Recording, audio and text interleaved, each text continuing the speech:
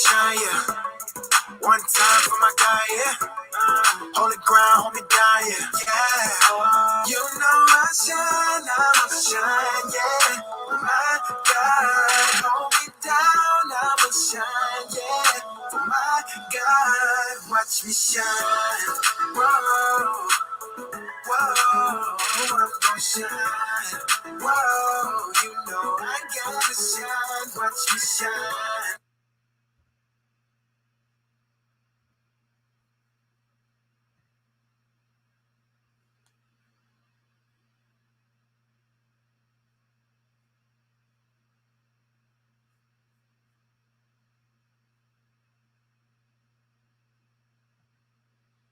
It is time to shine. It is time to shine. Welcome, kings and queens, fellow jewels that are watching with us or listening via our podcast or our replay. We appreciate you tuning in once again for another week of jewels that we are going to be dropping for the Run the Jewelz podcast show and vidcast series. I'm your host, Julian Smartrimple. King Jewels here, ready, locked, and loaded. Fall season is upon us. Here in the ATL, the weather is still nice, but I know it's about to start getting a little chilly in the air. And so hopefully you all are ready for the fall and for the winter season just as much as I am. Hopefully you've been enjoying this week thus far as we get ready to go into literally the last week of summer. So for those that are rocking with us, you should already know that we are on season 3 of the Run the Jewelz lifestyle podcast show and series. The Run the Jewelz show was created to spread inspiration to young professionals and millennial entrepreneurs who want to learn how to shine brighter in their careers or their businesses. And so for those career business owners or even those career professionals, hopefully you've been rocking with us for season 3 because we've had a ton of information that we've given out. And so we are on episode 172 tonight, you all. You can listen to all of our previous podcast episodes on all podcast platforms. All you have to do is search for the Run the Jewelz Show or Run the Jewels with the diamond jewels in front and behind. And you'll see the screensaver thumbnail pop up for our podcast show. And so shout out to all of those who have been listening since we've been releasing episodes from the vault from season 1. We're in season 3 now, so you can see the tapestry that we built over the last year and a half. And so shout out to all of our VIP jewels that have been rocking with us, and also you all who are listening via the podcast or watching the replay. But feel free to subscribe to us. We're on all YouTube channels, also with season 3 episodes being released every single week. You can see some of our previous episodes that we released for season 3 on the podcast live stream show. And so definitely go and subscribe, go like, share this content with someone you know that can benefit from it, because we are all looking to get into this game called real estate. If you are a homeowner currently, or if you are going to be a first-time home buyer, even if you are a real estate investor or you're looking to expand your portfolio as a seasoned investor, you're going to be in for a treat. For episode 172, we're talking to one of our VIP guests who have been on the show since, I believe, season 1. She's actually on the introduction video that you all saw really at the beginning of tonight's episode. She goes by the name of Miss Brandi Washington. She's a real estate professional, a speaker, definitely a real estate investor. She is definitely going to be dropping a ton of information on you all this evening on things that you need to know, especially if you are into investing in real estate, not just purchasing for your own house that you want to live in, but even if you're wanting to, again, increase your visibility, your portfolio. She has a ton of information and is validated. And so I'm about to get ready to bring her on in one quick second so you can meet Miss Brandi Washington, our real estate guru for the RTJ show. And so without further ado, share, like this video. You can ask questions at any time of tonight's episode. We'll make sure our VIP guest is able to answer any question, is not too large or not too silly to ask. We're all here to learn on this lifestyle show. And so you can list them in the comment section and we'll get to them, throughout the session tonight. But I'm excited, you all, to bring onto the screen this evening, Miss Brandi Washington. Brandy, how you feeling this evening? I feel good. How are you? Thank you for having me back again. Yes. Yes, you know, you one of the VIPs of the show. You saw your previous episode in the intro, so shout out to you for being a jewel and also an expert that we have called upon for the RTJ show to talk all things real estate. But for those who may not have seen your previous 2 episodes, let them know who you are, let them know where you're originally from, your hometown, and also why this is an important subject to you. Okay, I'm Brandi Washington. I'm originally from St. Louis. Was born and raised there. I attended school in Chicago, graduated from Loyola University. Shout out to Loyola.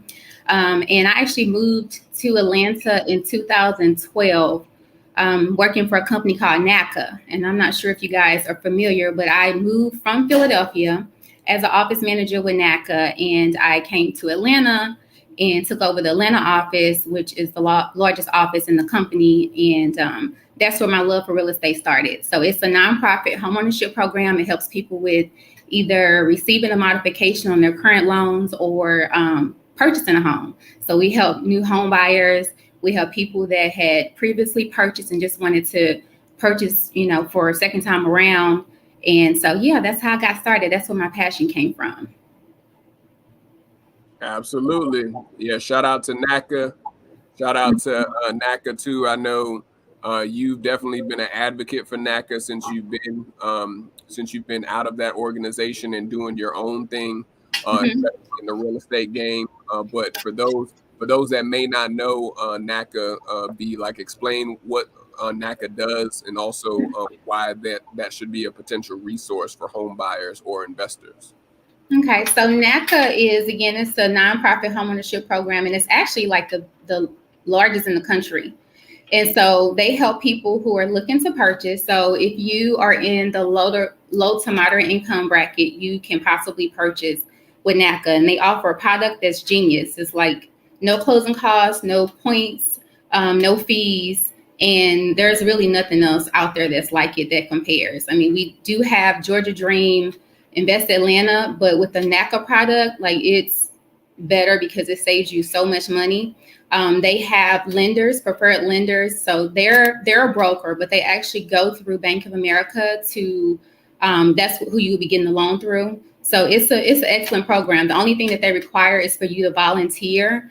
They want you to either come to the office or go to a workshop. So it's a program that helps to educate buyers. So when you're walking into the process, you are learning how to budget. Your credit score doesn't matter when you come on board with them. That's another important thing with them is it doesn't matter if you have a 500 or a 800. It's still going to be the same because they're going to teach you how to get to that, get to the end of the process where you can actually purchase a home. So it's a beautiful program. I just say with the program, you have to be patient. You have to be organized with your paperwork. They do require a lot of you. It's a little bit different than traditional lending. When you walk into a bank, it's a lot of it's a quicker process, but with NACA, you go to a workshop first. So it's like a 4-hour workshop, and they're actually taking you through, what NACA's been through as an advocacy company. So they fought for the rights of people. When the lending crisis was crazy and people were getting taken advantage of, they've done all of that advocacy. So they kind of take you through that, let you know who they are, and just basically walk you through what the process is going to look like. So it's definitely something to consider. So I always give it to my clients as an option. It's not the only option, but it's a really good program.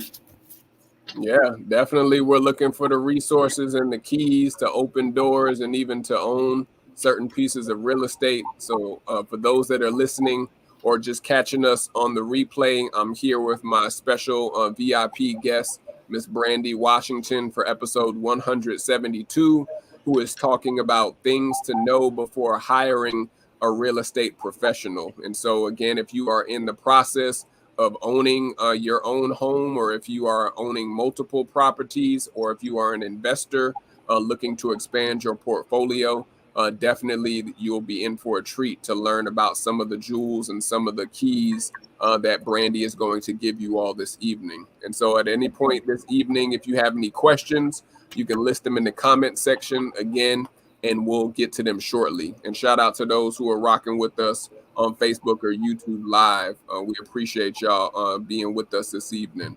And so B, talk to us about like where are you at right now? I know it's been a busy year for you. I know you've been on the go, especially since summer is coming to a close now. Like what is the real estate market looking like here in Atlanta? For you personally, from some of your clients, hurdles, or even some of the testimonies of your clients, like what's been happening with real estate, especially here in Atlanta? Okay. Well, I joined a team, and the whole purpose was for me to be able to grow a team here in the office. There are a few other agents that are here, and they're all newer than I am. So the goal was for me to be an area leader here in my market center, which is Keller Williams, Peachtree Road. I'm located in Brookhaven. So that's something new for me. And as far as business, it's busy. It's very busy right now. The market is insane. And what I mean by that is there's still a lot of people who are trying to purchase, and inventory is extremely low. And so it's shifting though. So the good thing for people who are looking to buy is rates are still good. Rates are really good. And the market is shifting. So it's starting to calm down a little bit, but people are doing very crazy things out there to be able to get home. And I mean, I just experienced something just yesterday with one of my clients who's trying to purchase a home for their family. And it was a crazy bidding war to begin with, but you know, we pretty much made it to like the top two. But there are people who are waiving appraisals to get into property. They're waiving inspections. And in this market, most people are not asking for closing costs either. So you have all of that going on, and homes are still going for $20,000 to $70,000 to even $100,000 over asking price. So it's not your normal market right now. It's been this way, I would say, for at least, good Lord, probably like 20 months, but it's starting to cool down. So we're looking to see a little bit of, inflation. Rates may go up a little bit, but over the next year or so, we're not expecting it to go above like 1%. So there's still hope for buyers. I don't want to sound like I'm not encouraging you guys. I mean, it's still hope for buyers. I mean, I'm still winning deals. My people are still getting into property. However, you just have to know what you're dealing with. We have to be real with where we are in the market. And like I said, the good thing is that it's cooling down. And for sellers, the crazy things that we've been seeing is like some sellers are really trying to take advantage of the market. And because they know that their home may sell for a lot more, some of them are actually selling to get the equity out and going to apartments. And they're like, hey, if I can get $50,000 or whatever it is over asking price, or even $30,000, I will go into an apartment until I can find something. And so, and it's not a bad thing if that's where you are, if you're like, hey, I love my house, but I don't have to stay here. And I'm open to moving somewhere else. So we're seeing some of that too. So that's a little bit, wild. And again, like a couple years ago, I was able to go in asking for closing costs and things like that for my clients. And I can still do that in certain situations, but I have to be very creative with how I negotiate the offer. So I may add, to the purchase price to get them funds for closing or something like that. So, and even with like grant programs that are out there, like we have Georgia Dream, which most people know about Georgia Dream, but even with those programs, the problem sometimes that we run into as an agent is the program itself may take longer for you to close. So if I'm negotiating and I'm your agent, I need to be able to have some solid things that the seller is going to want. And a lot of times they want to close quickly. So a person who may need funds, and want to go through Georgia Dream, it may be like a hindrance for them. So those are some of the cons. Is like, we can't go in asking for crazy stuff. You can't come in the house and say, oh, I want to replace carpet and replace this and replace all these things. Like, the market is not the same. It's a seller's market. So what would happen is, if you were that picky, they'll say, okay, I'll go with this person who's not asking me for anything. They don't want anything. They just want the house. In fact, they're going so far above the price, and they're saying I could stay there for free for a month until I find a place.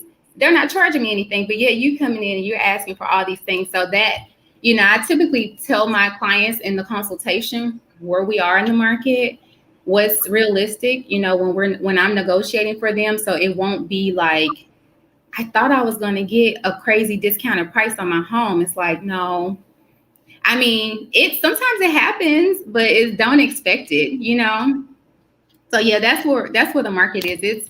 It's still a seller's market. Sellers are still getting what they want, but we're in a time where it's starting to shift, and us agents are happy because they're like, okay.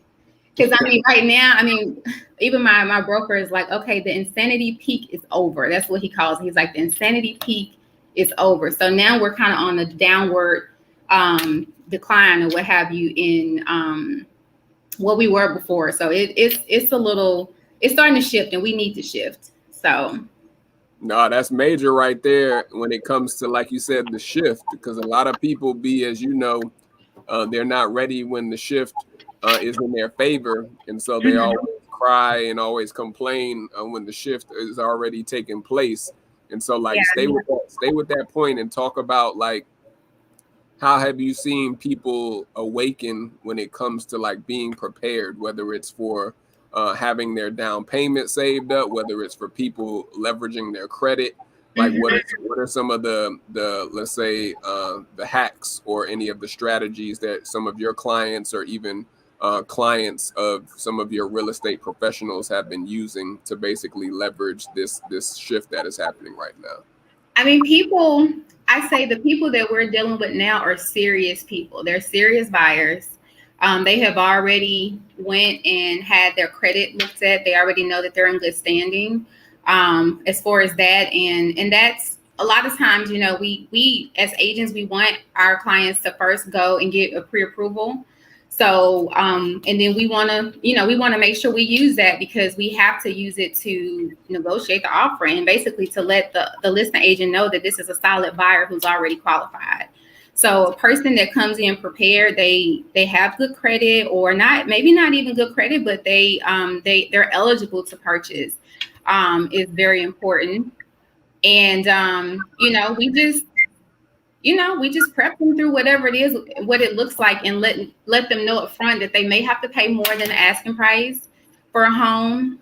So they're not thinking like, okay, I can get a discount. We let them know that even in inspection, unless there's some crazy stuff going on with the house, of course, I always recommend inspection. I don't ever recommend a person to skip an inspection, because we got to know about the foundation. I'm not an inspector. I'm not going to get on top of the roof and tell you that the roof is 20 years old. I'm not going to be looking at the bottom of the HVAC system to let you know what's going on with it. So the inspection is very, very critical. But I would say the prepping piece within the consultation, to let people know, hey, this is what we're looking to expect. We don't look for bumps and bruises. Bumps and bruises. We looking for broken bones, basically, are like the big things. So that when we walk in, we're ready to go. And then also showing them property in advance. I do let my clients go to open houses, because some people want to see and feel and touch. And that's okay. I just let them know when you go, just let them know that you're represented by an agent, and have fun. Go to the open house, and that way your taste and your style. So when we get out there, we're serious. You see something, because I'm gonna be honest with you. We don't have time to wait a day. If you like this house, we're gonna write an offer. But of course, it has to be like I love it, and I can see myself here. I don't want anybody. I let my clients give me a rating. So I'll say, okay, 1 to 10, where are you? If they give me something like 7, they want to write an offer. I'm like, you don't love it. I love it because it makes me sleep well at night knowing that this is a home that you love. Yeah. So anyway, just the prep piece, initially sending them to a loan officer. The loan officer is going to position them to have their documents together, make sure that their work history is good. They've been employed for 2 years. They've been at least where they're living for at least 2 consecutive years. That they have funds in the bank, because we still are looking to make sure that there are funds for closing and funds for down payment.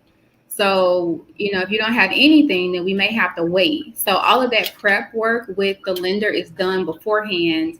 And then they come to me, and they'll come to me with the pre-approval. So at that point, we're ready to really start shopping. So I have a dollar amount. They'll let me know. And again, in my consultation, they're telling me, okay, I want to live here, and I let them narrow it down. I can't have like you trying to live everywhere in the state of Georgia, because we'll be all over the place. But I just say your top 3 places, we'll start there. And then let me know what you're looking for. Do you want a townhome? You want a single family? You want a condo? And then I'll go through, the prices, the price points with those different things, and what that will look like for them. And we'll get all of that stuff done in the consultation. So then after the consultation, we have the pre-approval, we're ready to go shopping. So it's just educating people up front so they know what they're getting into. There's no crazy expectations. So that's important with me. Every real estate agent is different. So whatever you guys hear from me, everybody don't run their business the same way. But the way I run my business is like, I like for people to know, like I give a little book to make sure, because home buying is a big deal. And it's the biggest decision or the biggest purchase you're going to make more than likely in your lifetime. So it's like, I want to make sure people understand this. And so I'll go through it, and then I'm holding their hands throughout the process to make sure that they don't feel like they're left by themselves or they don't understand something. So yeah, so all of that is, it's the prep work so that we can be ready to go. Absolutely. I told y'all B was going to drop all these jewels with y'all this evening. For those that are just tuning in, or if you're listening to us on the replay or the podcast episode, I'm here with my very special guest, VIP guest, Miss Brandi Washington, talking about things to know before hiring a real estate professional. Whether you are a homeowner, whether you want to become a homeowner, or even if you are an investor that invests in different real estate, these are things that she's going to teach and also talk about in having your right team assembled to purchase the right asset, which is your real estate property that you're getting.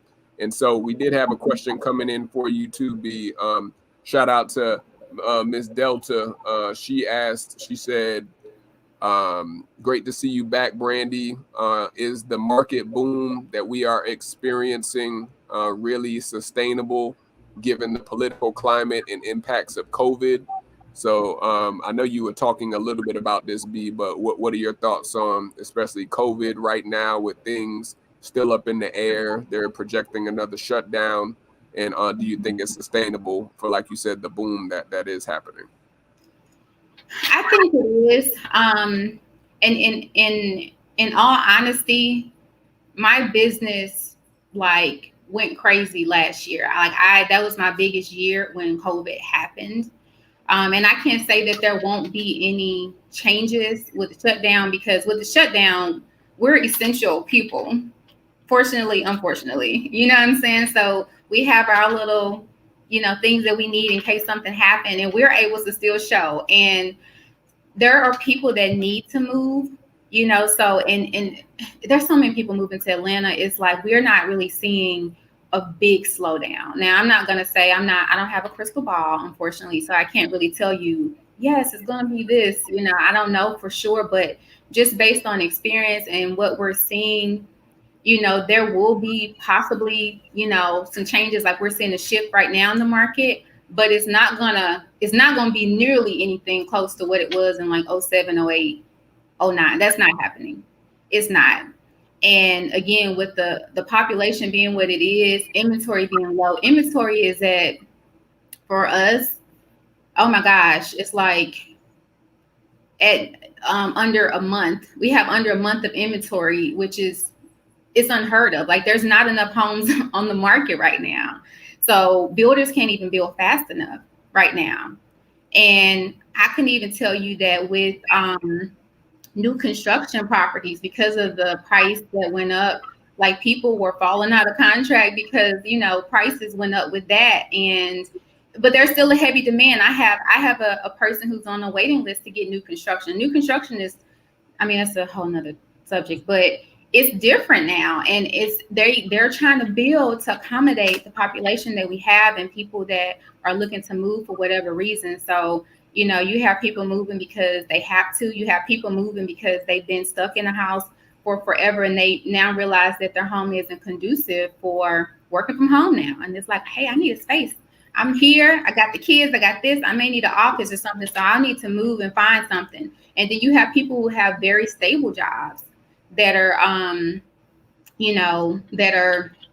still wanting to move.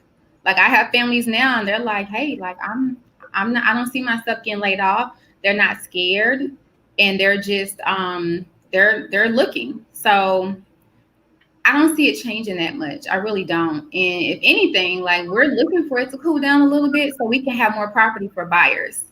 Yeah. As of right now, like we're trying to create property. Like I door knock neighborhoods like, hey, are you want to sell? Because you get so much more. Because I got a buyer that's looking to move into this neighborhood. And if you sell, maybe you can get a cash deal. And some people, you know, so we're creating inventory. So yeah, I don't really see it being a major problem, honestly. Yeah. Yeah. And even Delta said the moratorium is up too. So now that the homeowners Yes, can actually evict some of the house squatters and house sitters that have been literally riding off of this COVID wave. And right. So even talk about that too, B, like how fast have you seen certain units selling here under your jurisdiction and under your guidance in Atlanta, in the Atlanta region, and even like where are some of the hot spots at for those who are selling, especially right now? What part of the city are they? Are they the hottest? I mean, it's different. So you have investors. So investors call me from all over, all the different cities, and they're like, hey, Atlanta's a hot spot. You know, what's going on with, you know, getting an investment property there? And yes, we know that I think it was July 31st is when that foreclosure ban was lifted. And so we are seeing more inventory, but you have to know that it wasn't normal for us. I had wholesalers who were selling the same price as what's on the what's on the market that's retail, just because it's like the inventory was so low that they were hiking up the prices. So so with my investors, like the hot spots, and even with anybody, but people that are looking to invest, I would definitely say Decatur. And there are certain zip codes that I don't know about heart, but I have a list of them. Certain parts of Atlanta, like the Beltline, even some parts of East Point are now, now changing. Whereas people initially didn't want to do East Point because of crime and all of that. Like it's, you have the gentrification and all that stuff going on, and people are purchasing there too. I mean, people are moving further out. I have, of course, Alpharetta is always, if you have a family and you want to get into good schools, Alpharetta is always great, in Woodstock and Canton. And, it just depends on where. But I'm telling you, everywhere is growing. It's not a whole lot of areas that are like not growing. I would say like West Atlanta, like the Cascade area, College Park. I would say back in like 07, 08, 09, when the recession happened and everything, was crazy with the market, it was a big hit there. And so we saw that it took a long time for it to like bounce back. So even clients that I've had a few years ago, like I was looking at their market value, and it's not the same as other parts of Atlanta, But I mean, it's still moving. You know what I'm saying? Like everything is still moving forward. So it depends on the neighborhood. Typically what I do is I'll do a search to kind of see like, okay, I'll look in that particular subdivision or whatever that area is just to make sure that the values are increasing. But I rarely see like it going down. Yeah. I mean, these days it's just everything's selling for more. So people are getting like crazy equity. Nah, you on point right there, especially when it comes to the seller's market. We definitely going to be talking about the investors because you work with, as you've mentioned, a lot of real estate investors that are not just purchasing their properties to live in per se, but that they're purchasing it for cash flowing or even flipping. And so I definitely want to talk a little bit more about that, but we're going to take a quick commercial break to let our VIP sponsor be known for tonight's very special episode. Each episode, we have a sponsor for season 3, and we started this at the end of season 2 for all of our episodes. And so if you're interested in being a VIP sponsor, or if you are a creative artist, you can take a look at the link that's tagged in the comment section to be a future VIP sponsor. But let's take a look and see who our VIP sponsor is for today.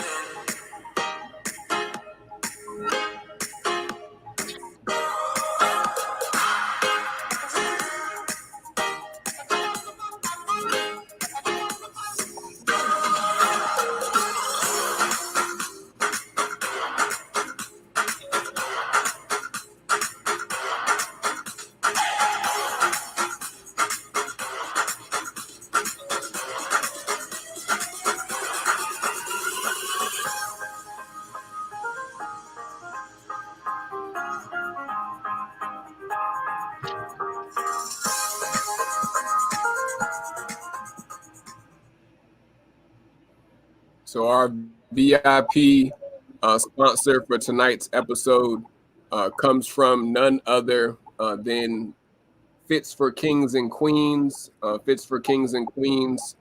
Let me put Brandy and myself back up on the screen too. Fits for Kings and Queens is literally an apparel brand that is African inspired and African focused for kings and queens. You can take a look at the link that's tagged in the comment section to see what end of summer and also back to school sales Fits for Kings and Queens shop has going on, and you can follow them on IG or on Facebook at Fits for Kings and Queens. And so each and every episode, we do have VIP sponsors that are going to be being highlighted on the RTJ show. Shout out to all of the names that you'll see on the bottom of the screen by the end of tonight's episode that have already been VIP sponsor jewels and also creatives that have sewn into the RTJ show. But if you are interested in being a future VIP sponsor, or if you have a business or product or service you want to have marketed to our online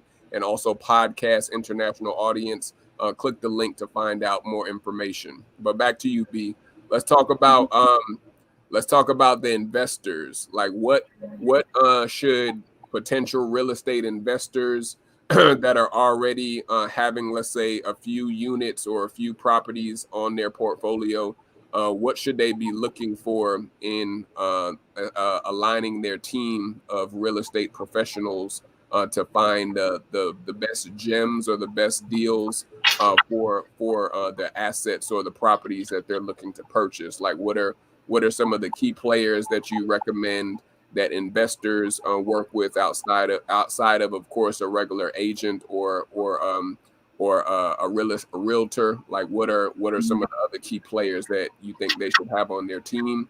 And also, how have you worked with some of the key players too with your industry?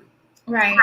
So, so what I'm doing with investors, so with agents, we all sort of have a niche, right? And initially, my niche wasn't investors, but I ended up partnering with a person who is what he does is he have a mentoring program for new investors. So it could be, most of them are people that have never purchased, but he take them through like the first few transactions, and he gives them the contractors that they need, electricians and plumbers, and everybody that basically you need, even interior designers.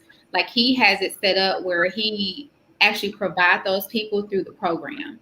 So he'll work with them side by side. I will be the person to he has other agents that he worked with too, but on the deals that we're doing together, I'm the person to basically look for the comps. So I'm basically looking for the value in the area, and locating the property. Sometimes they may, the client may send something like, hey, I saw this, I rolled back past this house or whatever, and they may send something to me, and I'll basically run comps to make sure that it makes sense. And of course, we don't really know until we get in the property, but I can estimate, the amount of repairs that it may need. And if it doesn't add up to what we need to sell it for to make a decent profit, then it's basically not a deal.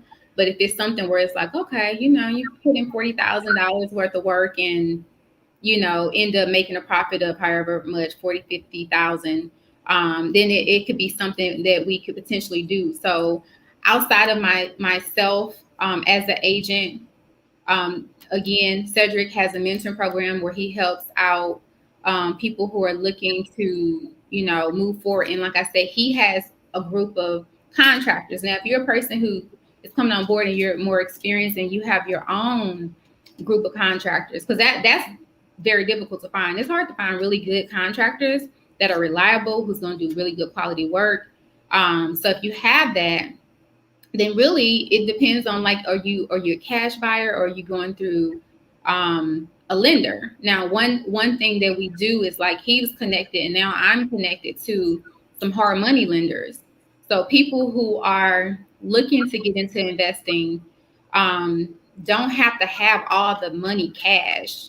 Like, if you have a savings of 20 to 30 to $40,000, you can get a hard money loan basically to basically purchase a property and to do repairs. So that's what we're doing. We're taking people who are like, hey, I have my savings, I've been wanting to do this, I want to get into flipping. And eventually they will be able to have enough inventory where they can actually do a buy and hold, which is the rentals too. But starting off, most people do a flip because it's quick money. And we get them connected to the hard money lender. Hard money lender basically, they have to, even though it's hard money is considered quote unquote cash, but they still have to do a 1 day inspection where they go in, and it's basically really, really quick, like 20 minutes, because the lender has to know that the deal is going to make sense and that you're going to profit and basically be able to pay the loan back. So that's to encourage anybody who's looking to get into investing and you're thinking like, man, I don't have like $100,000 or $150,000 cash. You don't need that. You can go through a hard money lender and actually qualify. And they do look for certain criteria. It is, with investing, there's typically more of a down payment, like 20% that but that's basically the money that you have. So if you have the 20,000 or 30,000 or whatever that dollar amount is, that's what you need to get the loan so that you can actually purchase a property and then have the funds to be able to do the rehab on it or the renovations on it. Does that make sense? Yeah, and that's major jewels right there in itself. So like, educate even myself, and also others, like, what are the different ways that you can like structure a deal? I know you've been speaking about hard money. You've been speaking about going through the bank. Are there other ways that you can structure a deal to pay for the real estate, or what are some of the ways that you've seen deals that are structured with your clients or even investors? It just depends. Like, for investors, it's typically, cash is king. cash is even more, is, you know, it's more solid than hard money. But you know, hard money is pretty good. And most people who are, you know, in real estate, and I mean, I can't really say that. There's people that ask me about hard money now, and they've been in it for way longer than me, and they don't know investing, because investing is like a whole nother beast. That's the reason why I didn't want to touch it initially. But I'm like, to see people create dreams and their dreams come true, and I mean, it's just so much. And then to see the end result is like really beautiful. But so the structuring, it just depends. Like, there's different products for different people. So if you're purchasing for yourself and you're just looking for a residential property, not investing, then, you know, you have like a conventional loan, you have a FHA, you're a veteran, you can do a VA loan. But typically with investors, you have cash. You normally don't do a conventional, you just do cash, or you can do the hard money. Because anything else to, you know, the person who's selling the property is not going to look like it's enough, if that makes any sense. Like, they want to make sure it's going to be a quick deal. So I guess another piece of the structure is a quick close. So when we're finding deals and everything, like, we're basically able to close even with the hard money in like a week. So you got like 7 days. Sometimes you have longer, but it's typically about a week. Like, it's a very quick process. And the biggest thing is, like, once you actually acquire the property, now you have to really have everything lined up to get the renovation job done, because there's carrying costs, because you're still paying a note now. You're paying a note. And so you have to have it lined up where it's like, okay, 1 month or 3 weeks, I'm going to have this ready to put back on the market. And so I come in on that side and say, okay, let me run the comps for the area, which I'm sure I have already done that. And I know what to list the house for. So this is where your profit comes in. But we have to already look at, you know, how much is it going to be for the renovations. You already calculated the carrying cost for you to, you know, basically sit on the property for however long it takes to get it prepared for the market. And then, like I said, I'll come in and pretty much put it back on the market for you to sell. And in my office we do like crazy marketing. So the way I position it is, I need it to sell in like a week or less. Like, I'll do an open house. I'll do a whole rollout of like, having flyers go out, door knocking, all types of stuff to really get ready for the open house. So when we roll it out, the goal is to have a lot of offers so that you get the most money for it. Because people start bidding up the property, and, you know, you have it priced at a certain amount, and the goal is for it to be like bidded up, I don't know, over 20,000 or so. Yeah. No, that's good. That's good. Yeah. Good stuff right there. And then even open houses, I've seen you marketing open houses throughout the last year, especially. So, like, as someone who is coming in to open houses, like, what are some of the questions they should be asking? What things should they be looking for? Like, talk to those people who may not be familiar really with what I should do when I go to an open house. Like, what are some key things that you would recommend for them to ask or even do? So most of the open houses are for people who are looking to, the home is typically ready for you to live in it. Like, most of them are not like wholesale type jobs, or, you know, like the renovation work has already been done and it's been staged, or it's just nice work where you can walk in and it's like, okay, I can see myself here. Sometimes there are families that live in the house, but for the most part, it should be staged. So I would say, like, definitely ask for disclosures. A lot of agents will have them wherever they are. Whoever's the host, they'll have like seller's disclosures, and basically the seller's disclosures give you details on the property. So it would let you know, like, the age of the roof and the age of the HVAC system, and if there's any add-ons to the property. If there's a HOA in that disclosure that gives you the information about, you know, the property management company for the HOA and how much the HOA is and what all does it cover. Is it maintenance, exterior? Does it cover the roof? And those are like more so like townhomes / condos. And some, of course, some single home communities have HOAs too. They won't be as expensive, but those disclosures are very important. So I definitely say ask about that. And everything is just based on what a person is looking for. So I typically have surveys in the beginning of the home to allow people to give me feedback on what they feel, but I allow them to fill the house out and come and ask questions. So they typically know what they're looking at, and that if there's anything that stands out, then the agent will be able to answer, hopefully, or at least get back to them after they talk to the seller. Yeah, no, that's good right there, especially just in reference to what to do and also what questions to ask. Because a lot of people, they may just come in just out of curiosity. I see and hear about family members, just like they pull up on garage sales. They'll literally drop into open houses that they see in their neighborhood or down the street from them and literally just be there, but really not be wanting to advance past that stage. And so that's a good way to weed out, like you said, who's serious versus who's there trying to be curious. And some people come for a design. They're like, hey, I want to see what's going on here. I see that you have bookshelves over here. Are these like built in, or they have questions about the house, and they're really like just looking. And then, believe it or not, there's a lot of nosy neighbors. And I'm not talking about anybody, because I may be nosy if my neighbor is selling. I might go across the street and be like, hey, it's an open house. I want to see what's going on.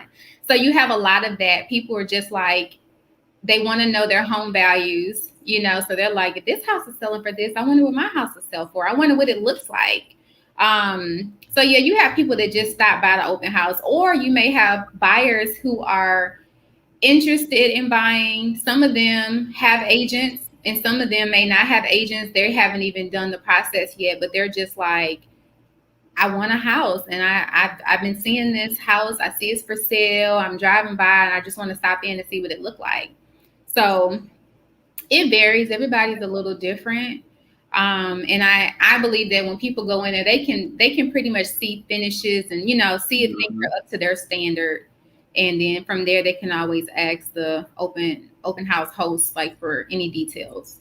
Yeah, absolutely. And stay with that point, but in reference to like multi-units, whether it's duplexes, triplexes, quadplexes, I think, or quadruplexes, and then of course like apartments. So like for those people who are looking to purchase like multiple units, not just a single family home, what are some key things that you think that they should not just be asking about, but even be aligning their real estate team with, in order to, of course, not just go after the hype of all the, we know, commercials and YouTube quote unquote gurus that are out there saying to go purchase the MUs first versus just purchasing single family homes. But like you, from an agent's perspective, like what are some things that you would tell someone who is interested in taking it to that level, whether it's for the first time of purchasing real estate, or even if they're looking to progress to that in the next year? Well, unfortunately, that will be considered commercial. And so like in the world of real estate, we have residential, which is, I'm a residential agent. I typically just do, the single units. Again, whether or not it be condos, townhomes, or single families, I can do up to maybe a duplex. But anything more is considered commercial. So what I typically do, if it's somebody that's like, hey, I want to do this four-unit building, or I want to do an office space or something like that, I refer them to my commercial partner. Okay. But I always say that start off with your home first. Start off with your home first before you, and this is just my personal opinion, before you look into purchasing a duplex. Now, if you are a person who's looking to live on one side of that unit, that's very smart. I feel like, because you can actually have your mortgage cover, or have whoever is renting out the other unit cover your mortgage. So that is like a business decision. But I mean, if you're doing it for like you've never even owned before, I say do no more than the 2 units. Start off there, or just purchase your home, and you can rent out your home and let that be your first investment property. Yeah, stay with that. Stay with that. Stay with that point too, because we want to stay with what your jurisdiction is too, especially for the bandwidth. So duplexes, like give the audience that may be listening or even who will watch the replay, like what are some of the investment hacks or investment strategies in owning a duplex? I know you said in living in one side and renting out the other. Are there ways that you can rent out both duplexes, or what are some of the legislation or opportunities to leverage that as an investment property? Like, talk to us from an agent's perspective and a professional's side. What is the luxury of a duplex versus a single family home? I don't do a whole lot of duplex though. I'm sorry, I don't. I mean, so what I know is so in Georgia, it's not. I used to live in Philadelphia, and with Philly and Jersey and New York, you have those units where, if you like have a business, like you actually can rent out part of your, place and have you live in one side and you, basically have your business in the other side, or your business is downstairs. And I know NACA does have a system set up to allow you to do that. So that's an option if you're like, hey, I have a business and I really want to be able to live here too and run my business out of the same building. Like that's a really good, smart thing to do. And that's something, like I said, that we did with NACA when I was there. But as far as like, like I don't do a whole lot of duplexes. A lot of what I do is like single families. But I do know, again, that if you're a person that, you're looking to just make that additional income and you're like, hey, I want to have a tenant and have that tenant pay me, it can be set up where, and it should be set up, because this is where you make the money. You can have your mortgage payment paid. So, but I'm sorry, I don't do many of them. So. Oh no, you good. We just wanted to touch on the surface, because people may not know about, just like you mentioned, be the duplex as an option versus just thinking about larger commercial real estate that are like 4 or 5 and up when it comes to units that they're basically managing or owning. And then even like for, let's say, what have you seen, especially now that things are opening back up, regardless if it's going to be another shutdown, from people being able to use their single family homes to lease or to rent out or to Airbnb out? Like, where do you see the market going with that now that the moratorium is up and that landlords have a little bit more leverage and control? Like, what do you see from your buyers or even some of your clients when it comes to not using it as a traditional home? I mean, I have people. I actually have a client who purchased a home in Brookhaven. She purchased a home really to make it a flip, but she put a whole lot of money into it, and so she ended up having to stay there. And now she's renting it out, and she's going to Airbnb it, and she's actually renting an apartment now. I'm sorry, because she can get so much more from just renting it. So like Airbnbs, of course, are very, very popular. I feel like it's a very good investment option for people, as long as it's situated somewhere that's common, where people want to come to Atlanta, for example. They want to, be close to the city and things like that. As long as you are close to the belt line, it just has to make sense, because when people come, they come in increments, and you want to make sure that everything's covered. And typically they have like a property management company keep up with it and, do the cleaning and things like that. But those are definitely good options. So super popular right now. So yeah. Yeah, no, you're hitting the right points. And where do you see that go? Where do you see that go for next year? Be like, do you see more people saturating that market when it comes to, especially folks that are having their properties that they're just either wanting to rent out or they're wanting to lease? Like, where do you see that market going for next year? It's I think it's still going to be there. I just know that with COVID and everything, at this point, I feel like people are tired of just being home. And I have family members that come here and they travel and they, from Chicago or whatever, and they rent Airbnbs and nice places, you know, like with the pool and all of the setup. And so I feel like it's not going anywhere. It's only going to increase. So, you know, and again, they're just trying to take advantage of that and, you know, get additional income. It's like, why not? So I don't see it going anywhere.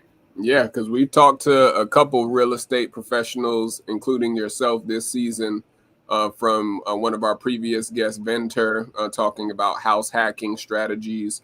We've talked to Precious Blaylock, who is basically an Airbnb guru that tells people how to walk their way from step A to Z into having their first Airbnb units, all the way down to tiny homes, which she owns a tiny home here in Atlanta on top of multiple units and commercial spaces. And so, yeah, like that's a market that a lot of young professionals and entrepreneurs are wanting to either get into or to even advance in. And so that's where you're dropping a ton of jewels when it comes to what we need to know for going into the new year. And so as we get ready to wind down, talk to us about like when are the best times to buy throughout the year, especially just from an agent's perspective, and then what is the amount that you recommend that clients put down, especially if they're going to live in their units, so that they're not house poor and basically having property that they can't afford or having mortgages that they may get foreclosed on within less than a year or two. Like, talk to us about what do you recommend for your clients when they come to you, so that they're not basically chewing themselves out and making the wrong decision and being poor with an asset that they can't monopolize or use. Right. So the best time people buy whenever we see the peaks in the summer and in the spring. So typically when we hit spring season, you know, everybody is looking at that time because nobody really wants to move in the winter. But honestly, like there's deals and things that you find everywhere because people move for different reasons. People move because they have to relocate. They're expanding their family. They got a elderly parent that need to have a space on the main level or what have you. So there's like it's always moving, but I would say like the peaks are definitely spring and summer. And as far as the down payment, I would say for anybody that is looking to start saving, do 3.5%, anywhere from 3 to 3.5% of whatever the purchase price is for that property. So if you're looking at, I don't know, if you're looking at $150,000 property, then you know you can do 3% of that, and that's like $4,500, and then add additional 3 to 3.5% for closing costs. So that's like the rule, you know, and the lender will be more specific with the amount, but that will kind of keep you safe if you do 3.5%. And normally 3.5% is good for FHA, and conventional, the down payment is typically 3%. But if you go a little higher, it's better to be safe. But if you have those funds aside for purchasing, like you'll be okay. But I say definitely have it. And again, there are some programs out there that can help you with down payment. But because the market is so crazy, definitely have the money set aside. And if you know your agent can help you or your lender can help introduce you to maybe a first-time home buyer program that can allow you to save some money, then yeah, but walk into it having that cushion if you can. Yeah, because you were one of the main people, B, that put me on with NACA. I knew a little bit about Invest Atlanta. And shout out to, again, Financial Peace University with Dave Ramsey's camp, where myself and B actually met. But definitely, you know that there's tons of people that are riding the real estate wave of purchasing and they can't afford it, or they're stacking their credit up in their personal credit, not just business credit, to just get into the game, but they don't know strategy. They don't know how to maintain the property, or even to, like you said, flip the property, and having exit strategies to get out of the property. And so you're advising people in a wise way versus a foolish way, and just wanting to follow social media or YouTube real estate gurus. So that's clutch right there. Yeah, I mean, I I would say typically, because it's things have changed over the years where there's not a whole lot of predatory lending anymore. There's so many like checks and balances that are in place to make sure that you don't do anything crazy or get this house that you can't afford because, your income has to be full.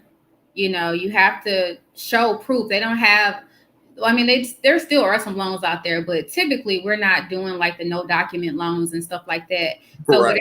whatever you're getting is like normally within your affordability. And then it's based on your judgment call. Like if you say, okay, I pay $1,700 in rent right now, and I don't want to go over a payment of $2,000. Like, that. So it's like when you're sitting down with a loan officer and they qualify you for a certain dollar amount, you can still say, okay, I understand I have this as my maximum, but I don't want to go that high. I want to, keep a payment of this amount. And we stay within that payment, whatever it is or whatever that equates to for the purchase price. That's what we're shopping for. Mm. Now, later you may increase it because you may say, well, it ain't nothing available for that amount. Or it's putting me in these crazy neighborhoods where, so, I mean, if you decide to change it, that's fine. But yeah, we never want anybody. Well, I never want anybody to go into a home, what is it, cash poor or what have you, where you're basically just spending money on your mortgage. And that was one big thing about NACA too, is like the education is so phenomenal because it's like teaching you how to be a homeowner. It's teaching you how to budget. Like they're looking at your statements to see what you spend money on. And it seems like it's a lot, and it is a lot, but the whole goal is so that you maintain that property and, and you have funds to buy furniture and travel and do everything that you want to do. And you can still, be comfortable with your payments. So yeah, that piece is like really important. Yeah, and we're not even going to talk about those people that own property be without any furniture. They living worse off than they do in their apartments when they were on their apartment hunt. They big homes with no furniture and no equipment. But I know, right. But I know we've come to the last part of our interview today, where, as you know, B, from being on the show, we allow our guests to leave a final jewel of wisdom, a final jewel for thought for those people that have been listening to you. They've been learning along with myself about what things they need to know before hiring real estate professionals, and also even creating a team of real estate professionals to have a successful purchase or have a successful investment purchase for their portfolio. What would be a final jewel of wisdom that you would like to leave with the audience when it comes to what you need to know before hiring professionals that are real estate professionals? I would just say, don't just look for the discount. Everybody's looking to save money, and there's so many discount brokers out there. And I guess this is probably more for sellers too, but people are always looking to save money, and it doesn't. You have to have somebody who's there, and a lot of discount brokers, they have customer service representatives. They don't actually have an agent that's there to like guide you through the process. So you just want to make sure that you have somebody who's passionate about what they do. They love it. They can interpret the market, and they can fight and negotiate for you. Those are really important things. So yeah, I feel like if you have all of that when you're looking for a person, a real estate agent, everything else will connect you with. So if you were to come to me now and say, hey, I just want to get started, I'll have a conversation with you, and I'll connect you with the lender so that you can start getting your process rolling. Absolutely. And you're someone that is well connected. I know you even got courses that you're going to be creating soon. I know you got a wealth of information to give those who are looking to hear from your perspective and your professional opinion. And so we appreciate you rocking with us this evening. I'm gonna say a quick prayer over you, but before we do that, let people know how they can get in touch with you if they have any offline questions, or even if they want to solicit your services to do business. Like, what are some ways they can touch base with you? You can call me, text me, 314-303-1846. You can email me, brandy.washington@kw.com. You can follow me on IG. And I'm trying to remember my IG. It's real estate _ by Brandy. So either way, you can hit me up on Facebook. I have a Facebook page, real estate page as well under my name. So definitely reach out if y'all have questions. Absolutely. Go and follow Brandy on all the all the media, social platforms that she spoke of. She even gave y'all her telephone number, so that lets you know. I'm like old school, right? She's about her business. She not playing out here with you all, and so definitely go and support one of our VIP guests and jewels of the RTJ show, Miss Brandi Washington. You won't be disappointed in also her services. And so if tonight's episode has blessed you in any way, shape, or form, feel free to sow a seed with us. No seed is too small or too large. You can see pinned in the comment section how you can sow 3 ways of giving via Cash App at $SMART, SMART, JEWELZ. You can Venmo us at Smart Jewels Enterprises. Or this season, recently, we started our Patreon account for those who are our loyal Jewel subscribers to the RTJ movement. And so all the names that you see at the bottom of the screen are those that have already sown with us for season 3. And so we appreciate Auntie Carol. We appreciate Arlene. We appreciate an anonymous donor that has given twice, Smart Food Kitchen, Alana, Hope Christian International. These are all names and individuals that have given to the RTJ show and the movement. This does not go back into my pockets. This goes back into our platform that we pay for to stream and also to have our podcast go out each and every season and also each and every week for season 3, along with special equipment that we purchase to make the show more professional. And so I'm going to get ready to say a quick prayer over you, Brandy. We appreciate you coming on the show this evening again, Queen, and dropping the jewels. I'm sure this has blessed someone that is looking to get into the real estate game or looking to increase their real estate portfolio. And so we thank you for all of your wisdom that you've sown this evening. Thank you for having me. Absolutely. Let me say a quick prayer over you and then let you enjoy the rest of your evening and the rest of your week too. Okay. Father God, I just want to thank you for Brandy being able to share her wisdom, being able to share her wealth of information in the real estate industry that she's acquired. We thank you for just her passion and also her personality to not take from others, but to help others and to help educate others on how to own assets and how to actually own real estate for not just themselves, but for their family and for their children's children. And we thank you for her ministry that she is building up with her business and also with her family. We thank you for her service. And we also thank you for those who she is connected to their first properties or multiple properties, and even those currently right now who she's inspired to go out and do further research before stepping out there without knowing the information. We thank you for those that she doesn't even know that she's helped to get to having assets and getting to have property for themselves or for their family. And we thank you for her legacy that you are building out of her for the rest of this year as we go into the next year. Father, we love you. We praise you and we honor you, and we ask that you will continue to guide her safely and successful along this journey by helping and also educating others along the way when it comes to business and also holding assets. And it's in Jesus Christ, Yeshua's name, I pray. Amen. Amen. Amen. We appreciate you coming on, B. I know this is episode 172, Things to Know Before Hiring a Real Estate Professional is in the books. I know we'll have you on again sometime in the near future. You're always a guest and always welcome on the RTJ show. And thank you so much for dropping the jewels this evening with us. No problem. All right. We'll talk soon, B. Okay. All right. All right, y'all. I'm going to do some final jewels for thought.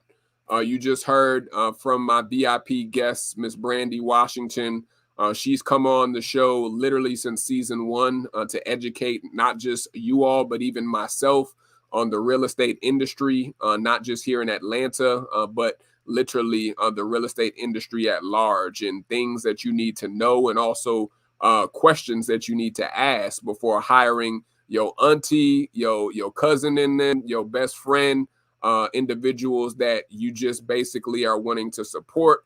That's fine and all to spread the wealth and to spread the dollars around, but you also need to be well informed and also be self-educated on how and what to ask when purchasing assets. Real estate is an asset. Real estate is not the monopoly pieces that you use on the board to play the game. You also have to know what the real estate game actually means, and also how it can help and benefit your family and also your legacy. Anyone that wants to be wealthy or wants to be rich, the only 2 ways / 3 ways that you can gain true wealth is also in real estate, in online investments, and even having a business.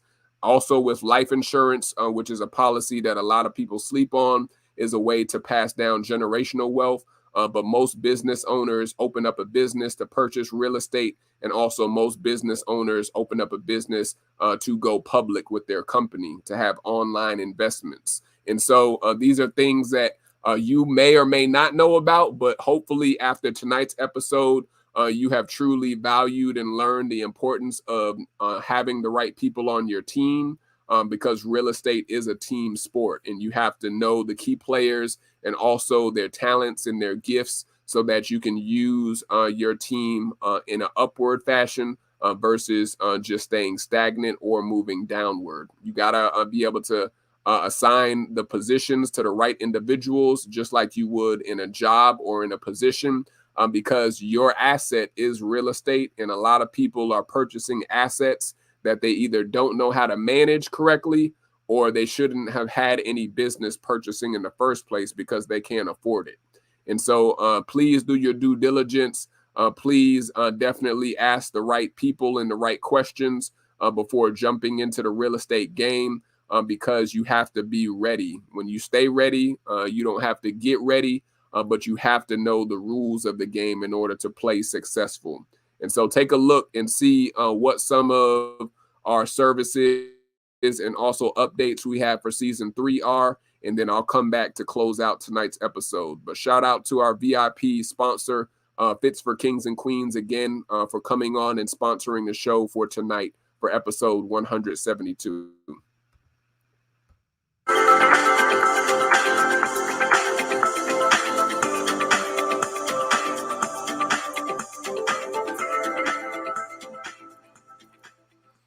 So we're calling all podcast show creators or future podcast show creators, or even someone that wants to have a show produced that you've been waiting or sitting on the sidelines watching others shine. It is time to get off the sidelines and shine for yourself this fall season that is upon us, and also before the end of 2021 is over. And so if this is you, if you're someone that is a creative that's interested in having your show or your podcast professional, and to also show you the step-by-step process by having coaching and also having consultation, you can visit www.smartjewelz enterprises.org, smartjewelzenterprises.org, to see all of these services that Smart Jewelz Enterprises offers. If you're looking to have virtual class meeting solutions, if you are an educator or an edupreneur, if you are someone that's looking to start your own courses or your own classes, webinars, custom show branding, we have custom show branding for the show that we operate for the RTJ podcast using a platform called StreamYard. We also have podcast live streaming service that we can provide and also walk you through. And most importantly, podcast show creation, because you have to be able to create in order to let people see your vision and also let people inherit and also benefit from your vision. And so if this is you, again, click the link that's in the comment section or visit www.smartjewelzenterprises.org. Finally, if you are a Patreon or want to support us, each and every week we have sponsors and also donors that sow into our international movement and our ministry. But there's 3 levels that you could also become a monthly Patreon. Platinum, diamond, and gold are our 3 jewel levels, and each has certain perks and also certain benefits for membership. And so take a look at the link to possibly become a future Patreon jewel with our show.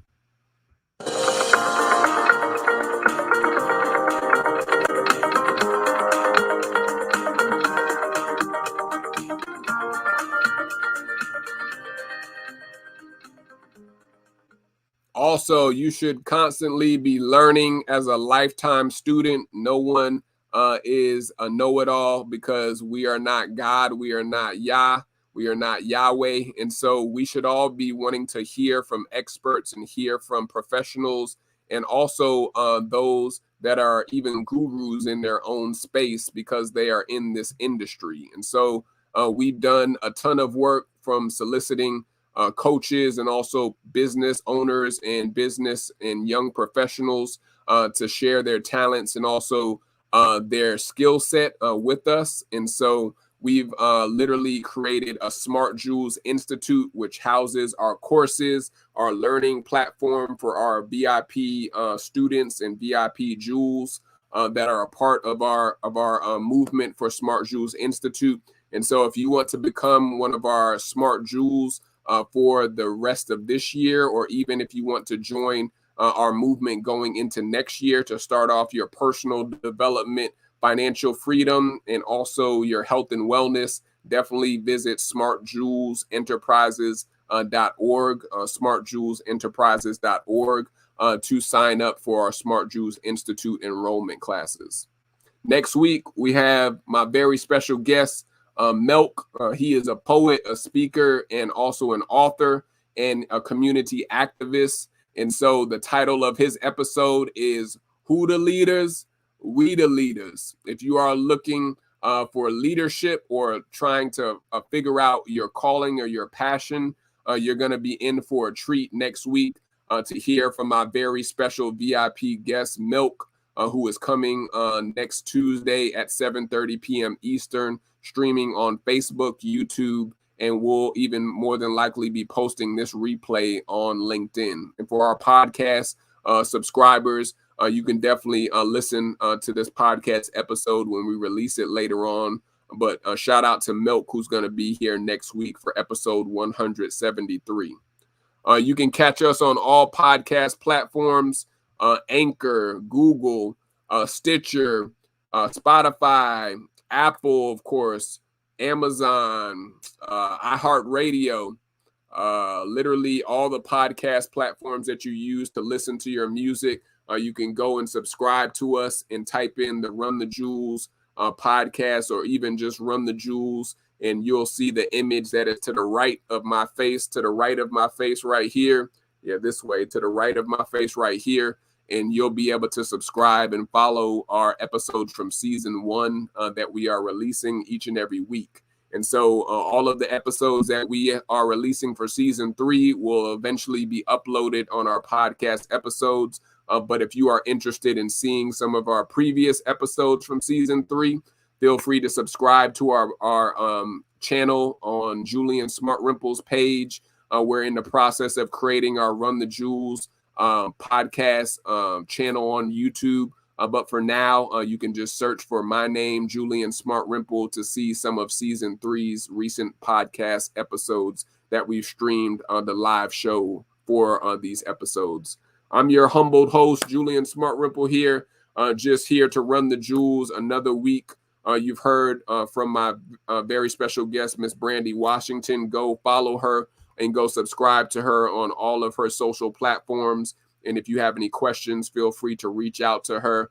This lady even gave you her phone number, and so she means business. And so go and solicit her services, and also go and reach out to her. But those are my final jewels for thought. Stay hydrated, stay safe, stay blessed, and also stay in tune this season. The fall is upon us. We need to build up our immune systems and also to get ready to end this year with a bang. no matter what happens with the government, no matter what happens with another a potential shutdown, or no matter what happens with COVID variants that are continuing to literally come down the pipeline, you need to be focusing on your health and also your wealth. Make sure you are literally taking care of your body, your mind, your body, and your soul this season. This is suicide prevention month, and so we will be talking about suicide prevention as we go into the fall season. So take care of your mental. You got to take care of your mental just as much as you take care of your body, and also take care of your heart, most importantly, because we are not playing this season. We are talking all things financial, education, health, and wellness. And so I'm excited as we finish off season 3 strong this year. And so those are my final jewels for thought. We'll see you all next week. Stay tuned, stay blessed. If this episode has blessed you again, feel free to sow a seed with us. No seed is too small or too large. Shout out to all the VIP sponsors and VIP donors at the bottom of the screen on the scroller. We could not make this movement a success without you, and we could not make I thank you from the bottom of my heart to yours, my mouth to this podcast. We thank you for all of your donations and also all of your seeds that you've sown. We applaud you, and also thank you for rocking with us for season 3. Those are all of my final jewels. Until we meet again, stay hydrated, stay blessed, and peace.